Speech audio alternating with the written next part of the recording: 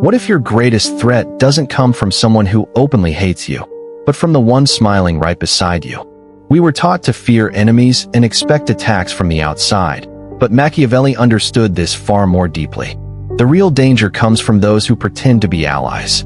It is the colleague who praises your work while planting doubt behind your back. It is the friend who smiles at your success until it begins to threaten their own position. Machiavelli wrote, "He who makes another powerful ruins himself." Guided not by malice but by harsh realism, he saw that loyalty in the real world is a mask, a performance, a tool, until it stops being useful.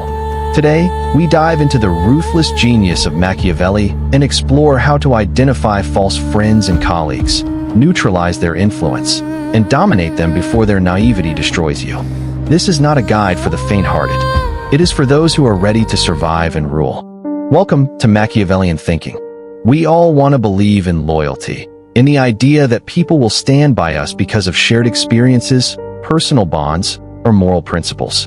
But Machiavelli was never deceived by this illusion in The Prince. To him, it was obvious. People are ungrateful, fickle, prone to lies and deception. They avoid danger and crave profit. For Machiavelli, loyalty was not a virtue but a convenience, easily abandoned the moment it stopped serving personal interest. He believed most people support power not because they believe in you, but because they benefit from you. And when that benefit disappears, their loyalty vanishes with it. A historical example is Cesare Borgia. At the height of his power, he was surrounded by so-called allies, nobles, generals, even clergy. But Machiavelli observed that Borgia never truly trusted them.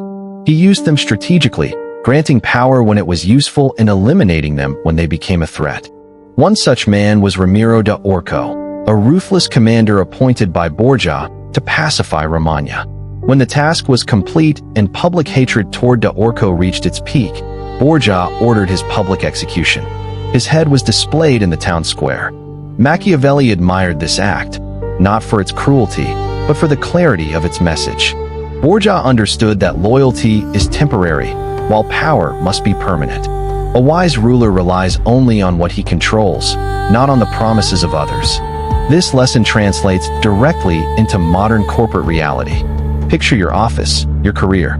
How many people congratulated you on your promotion while secretly feeling threatened? How many teammates offer help only when it costs them nothing?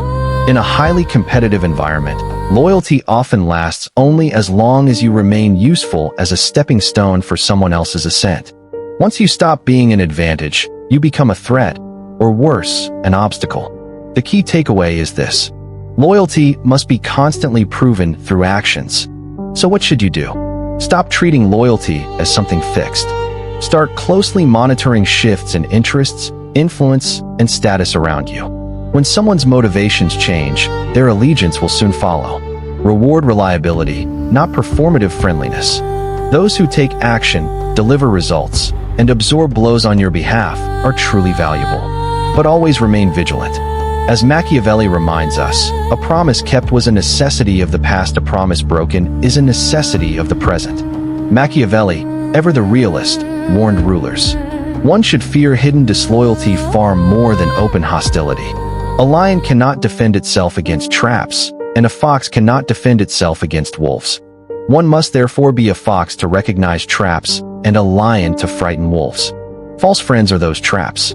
They earn your trust, study your weaknesses, gain access to your plans, and then strike when you least expect it, precisely because you were unprepared. History gives us another powerful example: Julius Caesar and Brutus. One of the most legendary betrayals was also the most personal. Caesar did not die on the battlefield or at the hands of foreign invaders. He was stabbed by his own senators, led by Brutus, a man he trusted like a son. Et Brute? This was not merely a cry of physical pain, but a moment of profound psychological shock. Caesar realized that the mask of friendship had been an illusion all along. Brutus pretended to be an ally in order to remain close to power. He smiled in Caesar's shadow, and when the balance shifted, he joined those who plunged their daggers in. This is the danger of false friends. They turn your trust into a weapon. In the modern workplace, betrayal doesn't come with knives. It comes in whispers. A colleague shares your ideas as if they were their own. They tell management you are struggling to plant seeds of doubt. They support you when you are rising, but quietly disappear when you face trouble. These are the most ruthless traitors of our time. They wear suits instead of togas, smile, and say, "Let me know if I can help." The signs of betrayal appear long before the act itself, but most people ignore them, choosing to believe in illusion. They confuse charm with character, attention with alliance. Machiavelli never made this mistake. He understood that every false friend reveals themselves if you are observant enough. The first sign is excessive flattery. Be wary of colleagues who praise everything you do, especially in public. Machiavelli knew that those who constantly flatter are usually hiding something. Their goal is not to elevate you, but to lower your guard. In a modern office, this sounds like, "No one could have done this better than you. You're the smartest person here. We're lucky to have you." If the compliments feel too sweet to be sincere, they probably are. The second sign is vague support and quiet absence. A false friend shows up for celebrations, but disappears in crisis. They are present when you win and absent when you are attacked or struggling. Ask yourself, who speaks up when I am criticized? Who vanishes when I need support? A Machiavellian thinker never confuses presence with partnership. He watches who supports him only when it requires no effort. The third sign is passive sabotage. A two-faced colleague rarely attacks openly.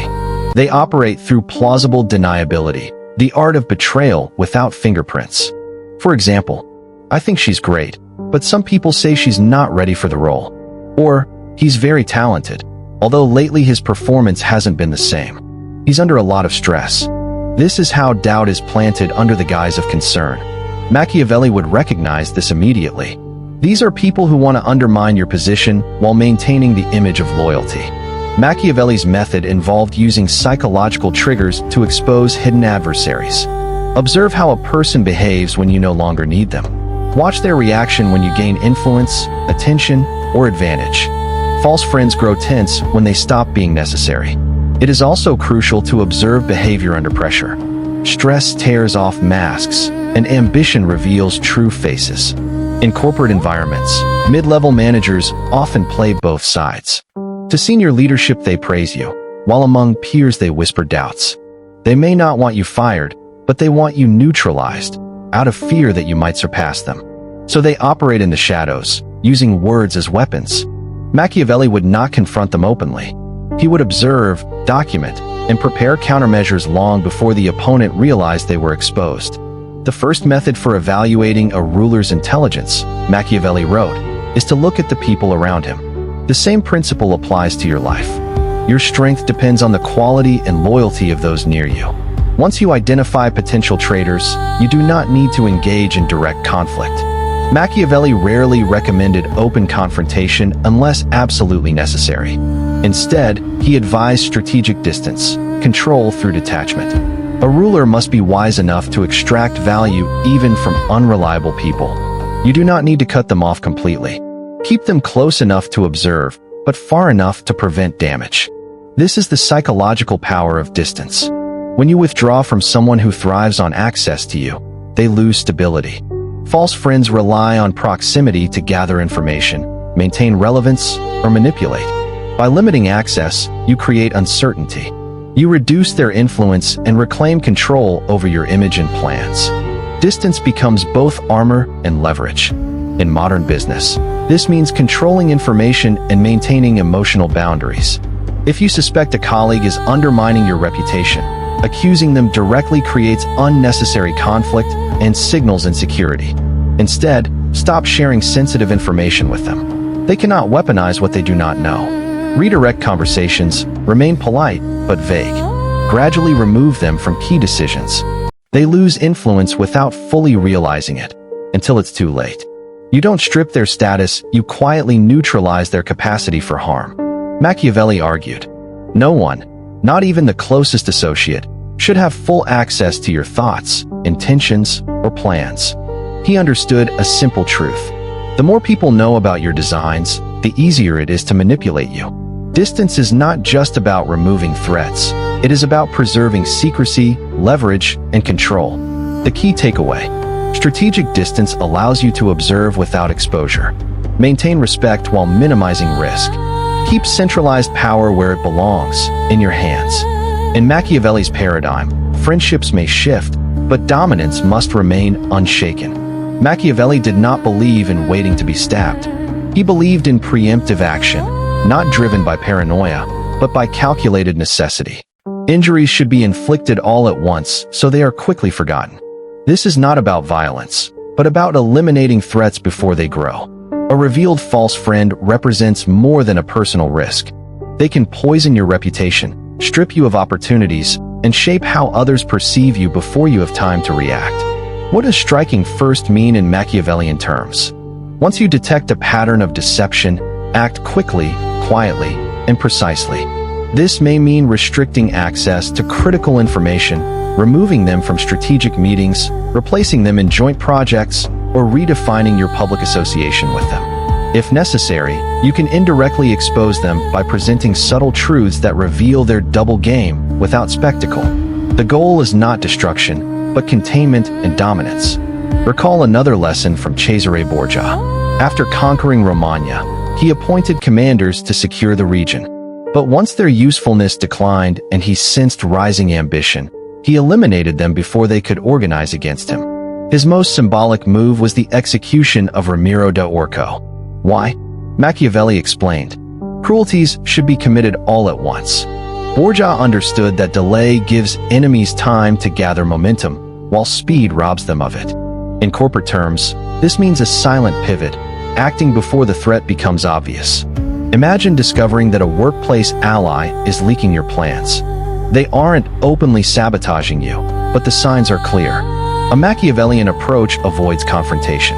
Instead, you shift strategy without warning, feed outdated or misleading information, and observe what surfaces. You quietly align yourself with more influential players. By the time your pseudo-ally realizes they've been isolated, it's already over. You moved 3 steps ahead. The core principle: do not wait to be betrayed before you defend yourself. By then, it is too late. Strike first intelligently and calculatedly, preserving your reputation while undermining their position. In Machiavelli's world, it is not how you appear that matters, but how strong you are. If you want to survive betrayal, stop building alliances based on emotion. Machiavelli did not believe in sentimental loyalty, and neither should you if power and stability matter more than comfort. He stated plainly, a prince should have no other aim or thought, nor select anything else for his study, than war and its rules and discipline. The modern translation is clear. Your network must be strategic, not emotional. Reframe loyalty through usefulness, not attachment. For a Machiavellian thinker, loyalty is not about love. It is about mutual interest. Machiavelli would never hire a friend unless that friend was useful on the battlefield. Emotional control is key here. This is not about becoming heartless, but about being strategic with trust. True friends belong outside the arena of power. In professional life, choose those whose interests align with yours, those whose survival depends on your success. That is how you build a circle that protects rather than disappoints. The key takeaway: a Machiavellian does not ask, do they like me? He asks, do they need me? And do I need them for something essential? Attachments fade. Leverage remains. In Machiavelli's world, power flows not only from strength, but from secrecy. He understood that whoever controls the flow of information controls perception, behavior, and outcomes. The power of secrecy lies in this. A false friend or deceptive colleague is helpless without access to your plans, weaknesses, inner dilemmas, hopes, and fears. Without that knowledge, they cannot predict your moves, undermine decisions, or exploit doubt against you. This is why Machiavellians never fully reveal their intentions. They speak in half-truths, display calculated emotions, and guard strategic opacity like a crown. A historical parallel is Napoleon Bonaparte, one of history's greatest military minds and a master of misinformation. Before major battles, he often spread false strategies to manipulate enemy preparation. Before Austerlitz, Napoleon feigned weakness to lure his opponents into a trap and achieved decisive victory not through brute force, but intellectual deception. The practical application in your life is strategic misinformation. Do not share your dreams with colleagues who may not support them. Do not explain every move. Plans can only be blocked if they are understood. Practice selective disclosure. Give different people different fragments of the puzzle so no one holds the complete picture. A psychological power move. Silence as a tool of control. This is a Machiavellian maneuver few people use. When others expect an answer, remain silent. When they ask for details, give only direction. When they crave clarity, show curiosity instead. People hate uncertainty, and in their discomfort, they reveal far more than they intend. Machiavelli relied on this dynamic constantly. A ruler who speaks too much invites rebellion. A leader who reveals too little inspires fear and admiration. Betrayal is disgusting, but for a Machiavellian, it is not an end, it is an opportunity. Once someone reveals their true face, you no longer have to guess. Now you control the game. Machiavelli did not waste time mourning broken trust. He focused on converting pain into power. Step 1. Control the narrative. When betrayal occurs, do not react impulsively. Act strategically. Stay calm. Speak less, and then quietly reshape the story. Your goal is not to prove you were right, but to reframe the betrayal in a way that strengthens your authority. If a colleague takes credit for your work, do not lash out emotionally. Document everything. Subtly present facts to key figures and let them reach their own conclusions. You remain composed. They appear insecure.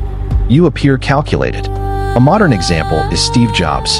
In 1985, he was betrayed by Apple's board and pushed out of the company he founded. Many would have collapsed. Jobs did not. He built Next and Pixar. When Apple fell into crisis, they brought him back, not as an employee, but as a savior. He accepted betrayal, leveraged success elsewhere, and made Apple need him again. This is not revenge. This is strategic superiority. Step 2. Extract information. Betrayal causes emotional turbulence, and people talk too much. This is your opportunity to map motives, alliances, and weak links. Think like a strategist. Who benefited from the betrayal? Who stayed silent? Who rose as you fell? These questions turn betrayal into intelligence. Step 3. Punish selectively. Machiavelli did not preach forgiveness, nor blind revenge. If you cause harm, do it swiftly and decisively. If you grant favors, distribute them slowly. Punish with precision, turning one case into a lesson for others. End alliances publicly, but without rage, showing the cost of disloyalty. Never overreact. Emotional explosions give your enemies leverage. Strategic retribution makes everyone hesitate before crossing you. Machiavelli's eternal warning echoes in every act of treachery, every false smile, every friendly hand slowly tightening around your throat. A promise kept was a necessity of the past. A broken promise is a necessity of the present. In the modern world, this means people will support you only as long as it serves their interests. They will applaud your success until it eclipses their own, and swear loyalty until ambition demands otherwise. If you are unprepared, you will be blindsided. Machiavelli's greatest gift was not cruelty, but understanding. Survival and dominance require above all perception. Not everyone deserves access. Not every friend is sincere. Not every betrayal is defeat. In the end, it is not the most loved who win, but the most prepared. Those who survive rule silently. Those who prevail strike precisely. And remember, in a world full of masks, the Machiavellian does not trust faces. He watches hands and controls the game.